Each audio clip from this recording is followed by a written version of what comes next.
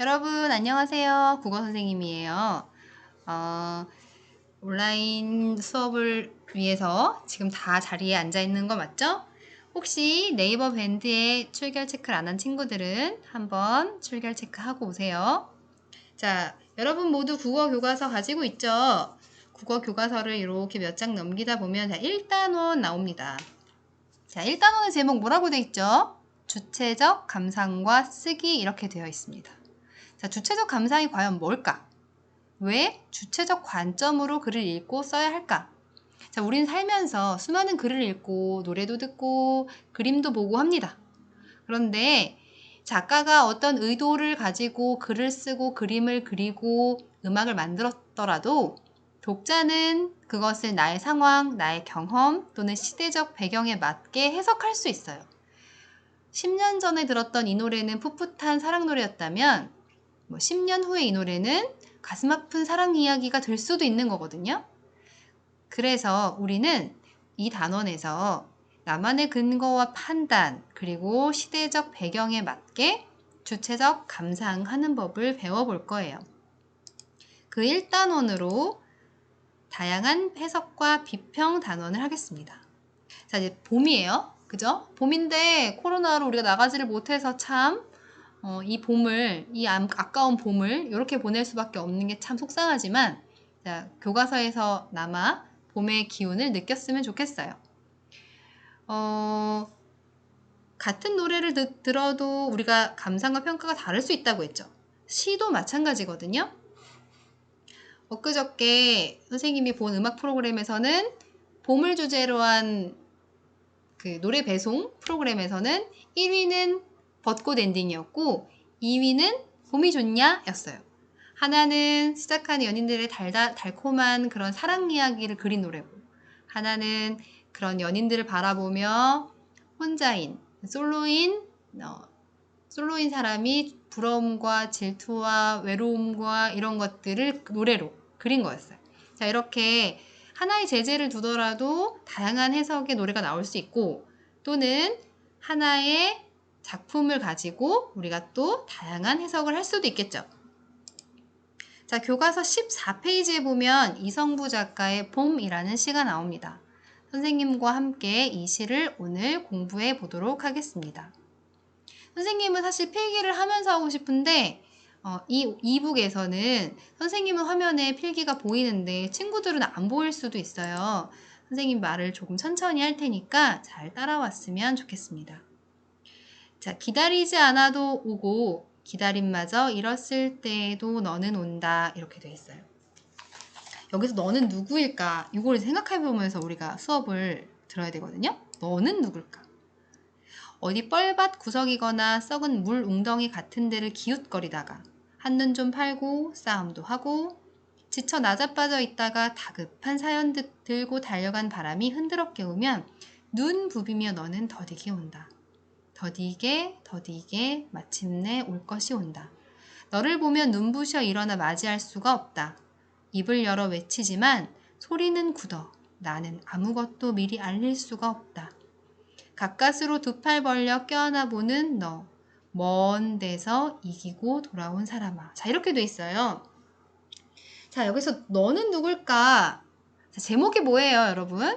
제목이 봄이에요. 그죠?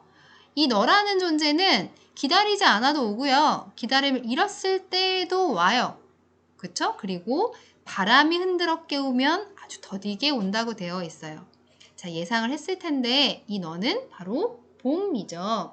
이 봄을 너라고 표현을 했고 마지막 부분 볼까요? 먼 데서 이기고 돌아온 사람아 이렇게 표현을 했어요.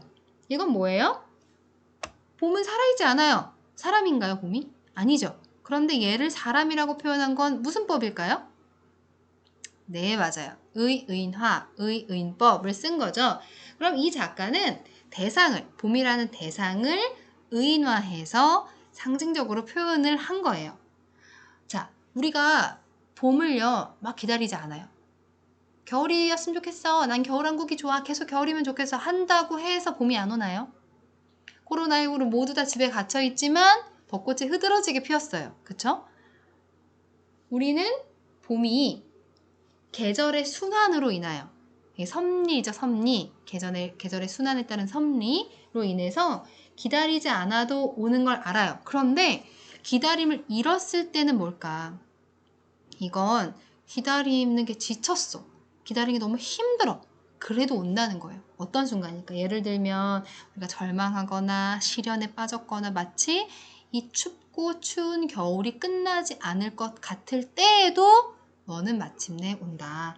그러면 봄이 의미하는 것은 무엇일까? 선생님의 활동지에 봄 하면 떠오르는 이미지 한번 써보세요 라고 돼 있을 거예요. 뭘까요? 뭐 어떤 친구는 새싹이라고 했을 수도 있고, 어떤 친구는 희망, 뭐 노란색, 뭐 꽃, 나비 이런 것도 되겠죠. 봄은 꽝꽝 얼어있던 땅이 녹고 만물이 소생하고 새싹이 움트고 하는 시기예요. 그래서 생명력 또는 뭐 부활, 뭐 생명, 그 다음에 따뜻함, 활기 이런 것들을 상징하죠. 그래서 이 봄이 오기까지는 조금 힘들어요. 뻘밭 구석에 있을 수도 있고요. 썩은 무릉덩이 같은 데 있을 수도 있어요. 그러면 이런 뻘밭 구석이나 썩은 무릉덩이는 뭘 의미할까요? 네, 봄이 오는 데 있어서 힘든 시련, 역경 이런 걸 의미해요. 그런데 얘네가 있는데 얘네가 누가 봄을 전해줘요? 버스커의 그 벚꽃 엔딩에도 보면 봄바람 휘날리며 이런 부분이 있어요. 자, 우리가 봄을 뭘로 느끼냐면 야, 봄이 되더니 바람이 달라졌어 이런 표현을 써요. 바람으로 느끼죠. 그래서 이 바람이 뭘 의미하냐면 바람은 매개체예요. 매개체. 내가 어떤 봄이라고 생각하는 어떤 희망, 소망 이런 것을 전하는 매개체. 이 바람이 그거를 이제 봄한테 가서 얘기해 주는 거죠. 이제 빨리 가자. 빨리 가자. 이렇게.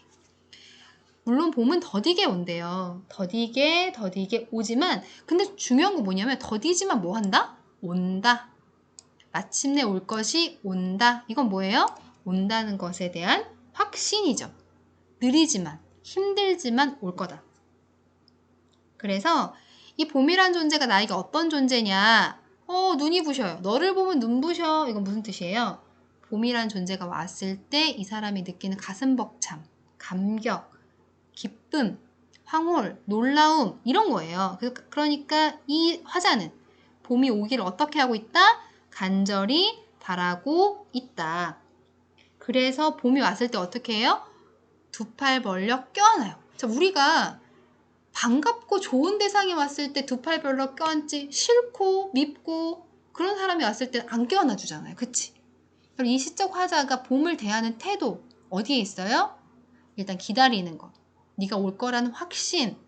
그리고 너를 보면 눈부셔. 너는 내가 두 팔 벌려 껴안을 거야.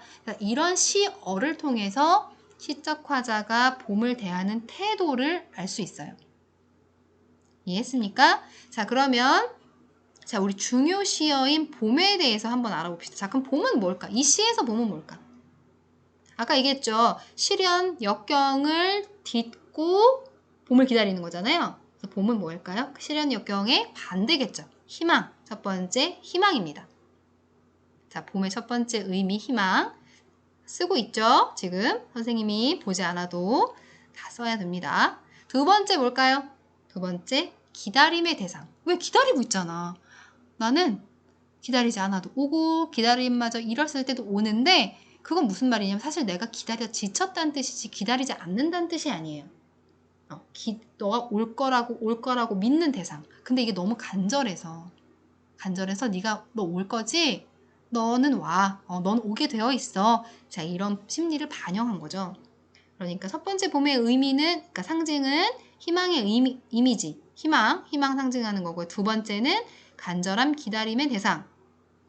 세 번째는 계절의 순환에 따라 너는 내가 기다리지 않아도 올 거니까 계절의 순환에 따라 마땅히 와야 할 대상. 그래서 전체적으로 봄의 의미, 이미지는 반드시 오는 희망 정도로 해석하면 되겠습니다. 자, 친구들 됐죠? 그러면 넘어갈게요. 자, 다음 페이지 전개 과정에 대한 16페이지에 보면 전개 과정에 대한 이야기가 나와 있어요. 자, 네가 오는 길 해서 이렇게 정리가 1번, 2번, 3번 되어 있는데요. 자, 우리 이거 함께 같이 보도록 할게요. 자, 말하는 이가 너를 기다리는 태도. 자, 선생님이 태도에 대해서 이야기를 했는데 시는요. 시적 화자를 찾고 이 화자가 어떤 상황인지 찾고 이 상황에서 어떤 태도를 갖는지를 찾으면 이것이 바로 주제입니다. 이 시에서는 내가 어떤 상황에 있어요? 봄을 간절히 기다리는 상황이고요. 이 간절히 기다리는 태도가 어때요?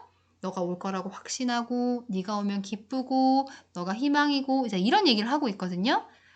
따라서 말하는 이가 너를 기다리는 태도는 너가 올 것이라고 어떻게 하는 건가요? 네, 확신하는 거죠. 네가 올 거라고 믿어. 너 느리지만 더디지만 올 거지? 믿어. 이 얘기를 하고 있는 거예요. 두 번째, 근데 너 너무 느리게 와요. 너 너무 느리게 와. 왜 그럴까요? 왜 이렇게 썼을까요? 우리가 뭔가를 간절히 기다려보잖아요? 그럼 시간이 안 가. 시간이 안 가요. 하기 싫은 일은 금방 와요. 그쵸? 뭐 예를 들면 뭐 있을까요?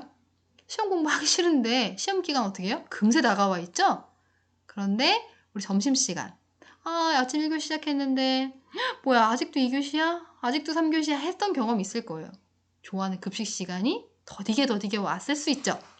자, 말하는 이가 더디게 온다고 느끼는 건 너무나 간절히 바라고 있기 때문이에요. 그래서 그렇게 느끼는 거죠.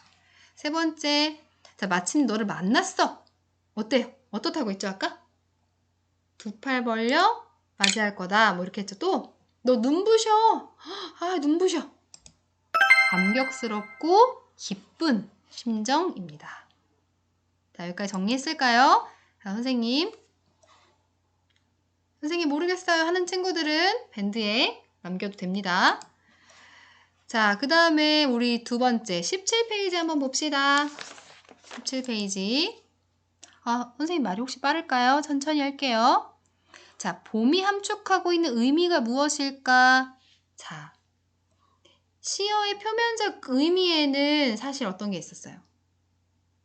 너로 표현돼 있죠? 넌 더디게 오는 존재. 봄은 좀 느리게 오는 존재구나. 뭐 이럴 수 있어요. 그쵸? 이 시에서는 그럴 수 있었어요. 그쵸? 그런데 이거 말고도 다양한 의미가 있어요.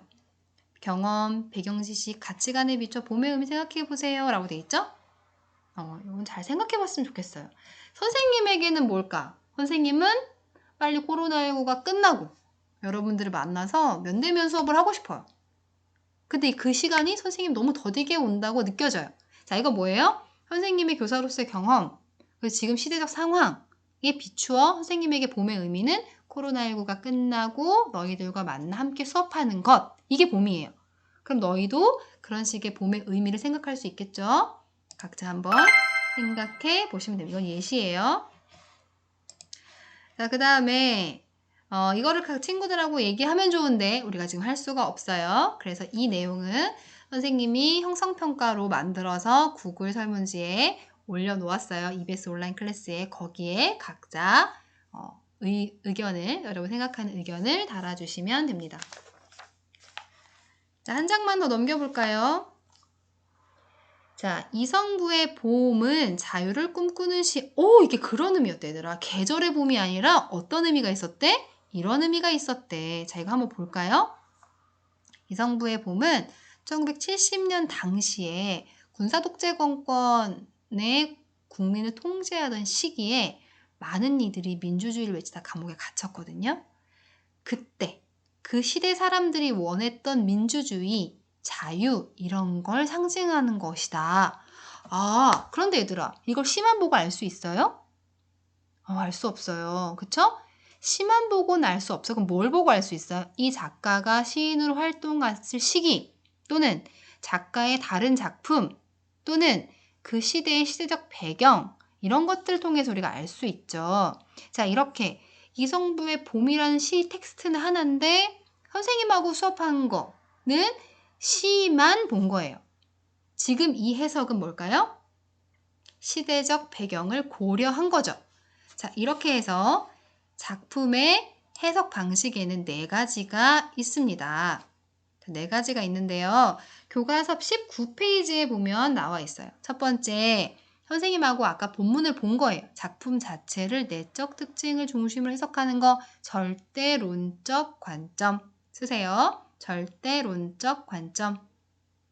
방금 전에 본 거 자유를 꿈꾸는 시 1970년대 독재 정권의 민주주의, 희망, 자유를 상징한 거예요 라고 한 건 왼쪽으로 가볼게요. 작품에 반영된 시대적 상황을 중심으로 해석하는 방법 반영론적 관점.